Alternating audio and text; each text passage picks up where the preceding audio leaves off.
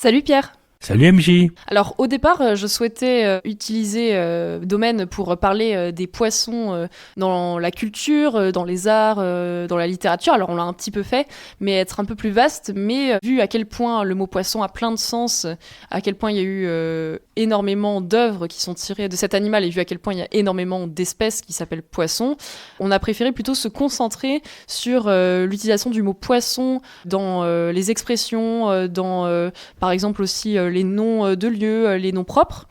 Et je renvoie, pour les personnes qui sont cinéphiles, à l'article de Baleine sous gravillon qui s'intéresse aux poissons dans le cinéma, et le lien est évidemment dans la description. Pierre, j'aimerais bien qu'on continue sur les noms de lieux.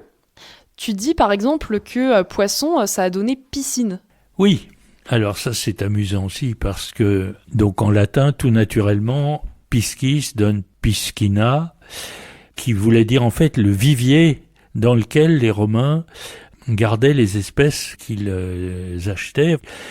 Et donc piscina veut dire récipient, réservoir où on met des poissons. Et c'est drôle parce que l'évolution sémantique fait qu'aujourd'hui on va à la piscine. Moi, j'ai rarement vu de poissons nager autour de moi à la piscine. C'est voilà. Alors que l'anglais dit swimming pool, ce qui est évidemment bien plus clair. Bien sûr, oui. On y va pas. Pour nager. Pour nager, voilà. Et bon, et alors le mot piscine, même, il est parti dans tous les sens. Dans les centrales nucléaires, il y a la piscine où on met les produits réagis, tout ça. Donc c'est amusant, c'est juste une évolution de sens.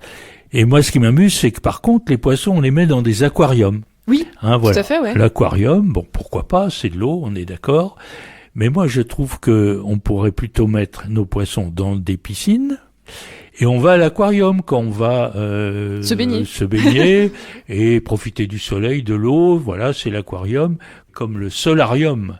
Tout à fait. Oui. C'est le soleil, etc. Enfin, en tout cas, le mot piscine n'a plus de rapport avec le poisson. Bon, Pierre, tu parlais de piscine nucléaire. Je voulais parler d'un truc un peu plus positif. Moi, la piscine, ça me faisait penser aussi un peu aux piscines à balles qu'on retrouve dans les aires de jeu. Ah oui, là, d'accord. Alors là, on est encore plus loin de l'eau. Bah, on n'a plus rien d'aquatique, c'est juste des balles, mais dans lesquelles on peut plonger. Si l'on veut. Et par contre, on a des noms de lieux, on est en train d'enregistrer à Paris, notamment dans cette ville, qui rappellent totalement les poissons et notamment l'activité de poissonnerie. Oui, alors bon, ça nous ramène au rôle important des poissons dans l'alimentation. Il y avait une très grosse arrivée de poissons à Paris, mais dans toutes les grandes villes, venant des bords de mer, notamment de la Manche. Il y avait des grands arrivages d'un côté de Boulogne-sur-Mer, de l'autre côté de Dieppe, qui aboutissaient en gros au Halles de Paris, au centre de Paris. Et du coup, on a tout un tas de noms de poissons le long de ce trajet. Il y a une porte des poissonniers qui est moins connue, mais qui existe toujours, qui est à côté de la porte de la Chapelle, enfin à l'ouest de la porte de la Chapelle. Et puis il y a la rue des Poissonniers, il y a le boulevard Poissonnière, et il y a à nouveau la rue Poissonnière pour arriver jusqu'au milieu de Paris. Et ça marque le trajet des cargaisons de poissons qui arrivaient sur Paris. Pierre, puisqu'on parle de noms propres, on a aussi des noms de famille qui sont dérivés de poissons. On a carrément des célébrités qui s'appellent Poisson, tout simplement. Oui, le nom Poisson est assez courant. Bon, célèbre ou plus ou moins célèbre, mais effectivement, le vrai nom de la marquise de Pompadour, c'est Jeanne-Antoinette Poisson. Jeanne-Antoinette Poisson ? Jeanne-Antoinette Poisson, oui. Et très proche de Louis XV. Oui, c'était la favorite de Louis XV à un moment. Voilà. On a aussi la loi de Poisson en mathématiques. Alors oui, il y a la loi de Poisson. Et alors, ce Poisson était un garçon prometteur. Souvent, dans ces époques, là on se place, c'est Simon Denis Poisson, 1780-1840, donc au début du 19e siècle.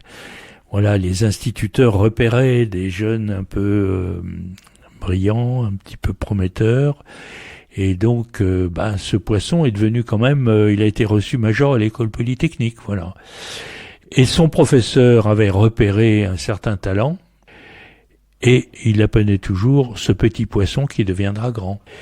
évidemment, il évoquait « Le petit poisson deviendra grand pourvu que Dieu lui prête vie », Qui venait de quel texte ? qui venait d'une fable de La Fontaine, qui est le petit poisson et le pêcheur. Qui est le fameux Jean de La Fontaine. Et ça rappelle Le un fameux peu Jean de La Fontaine. un de nos autres podcasts, Petit poisson deviendra podcast. Ah bah oui, complètement, Évidemment. c'est tiré de là. C'est tiré Tout à de fait. là.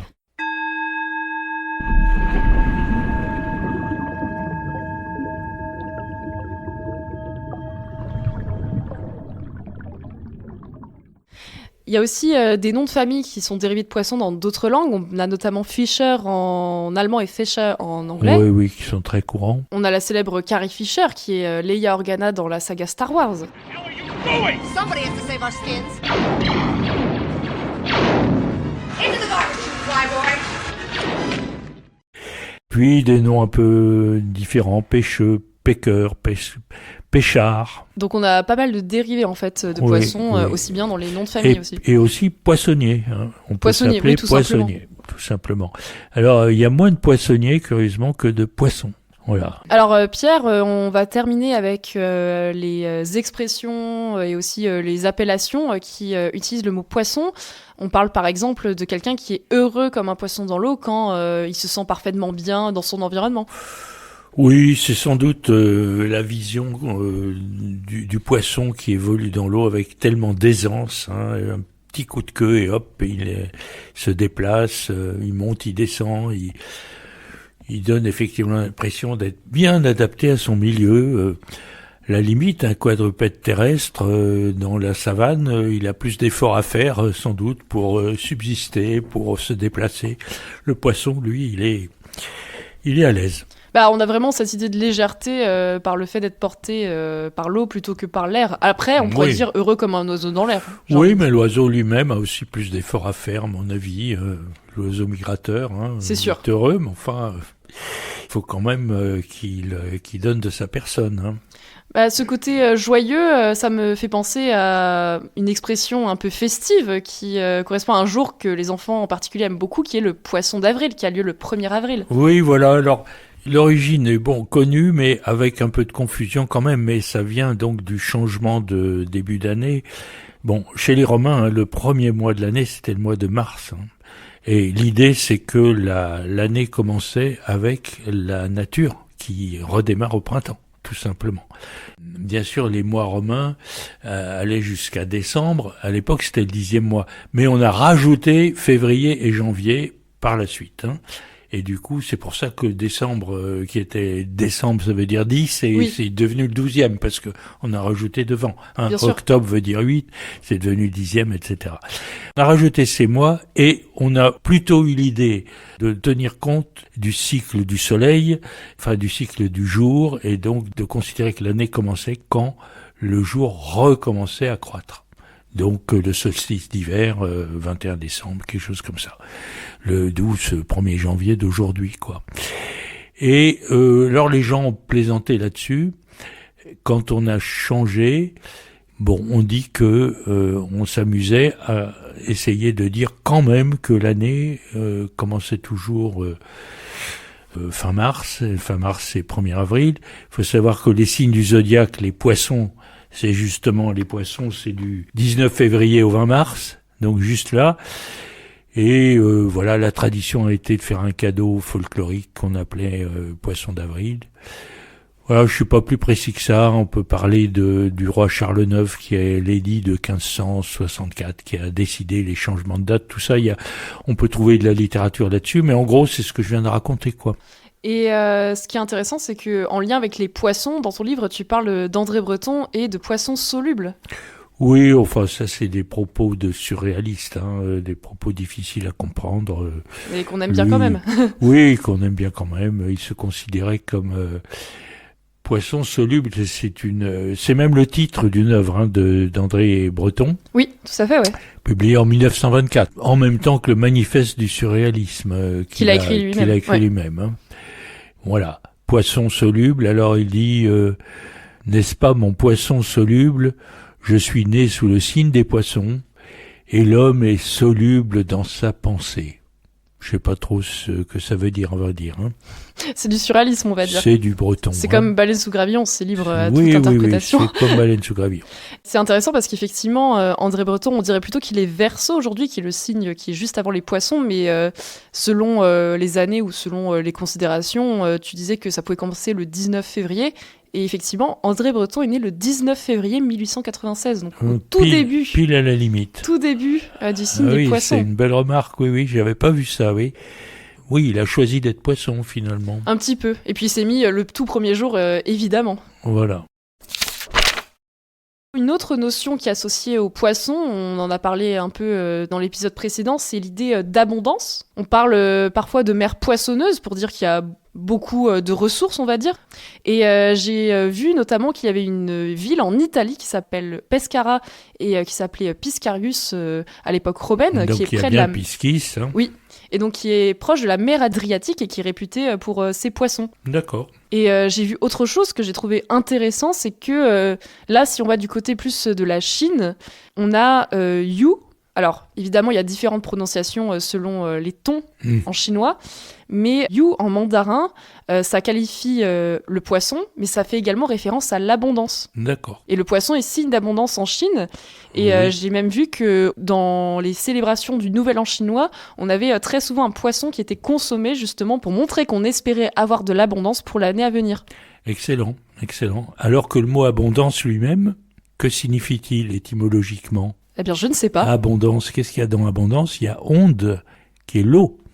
L'abondance, c'est abondare en latin, ça vient de onda, qui est un nom de l'eau, l'onde. Voilà. Abonder, ça veut dire avoir l'eau qu'il faut. Par contre, la redondance, c'est redondare, c'est quand ça déborde. Il y a de l'eau et on en remet, donc ça déborde. Et d'où la redondance qu'il faut qu'on évite, hein, nous, dans nos épisodes. Hein. Tout en faisant des ponts entre les différents contenus. Il ne faut pas être redondant, surtout. Bien sûr. Hein. Alors, pour terminer, on va parler de quelque chose d'un peu rigolo, mais d'un peu moins appétissant.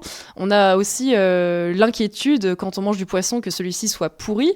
Et ça a d'ailleurs donné naissance à des expressions.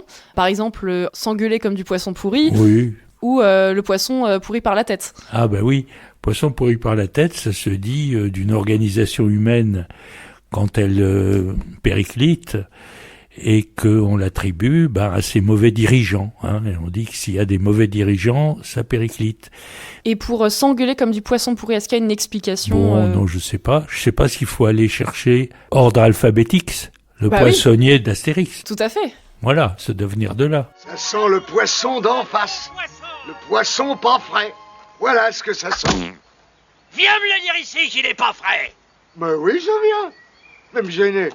Voilà. Alors en fait, de ce que j'ai pu comprendre, ça venait des possibles comportements que pouvaient avoir les poissonniers sur des étals qui pouvaient être assez bruyants. Mais après, comme beaucoup d'expressions, l'origine n'est pas avérée. Hein. Pierre, voilà ce qu'on pouvait dire dans ce dernier épisode consacré aux poissons. Je te retrouve très vite pour parler d'une nouvelle étymologie. D'ici là, prends soin de toi. Salut. Salut MJ.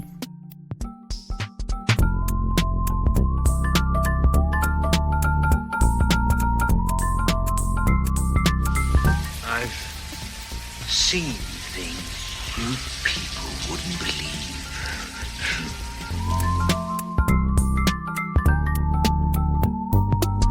C'est la fin de cet épisode.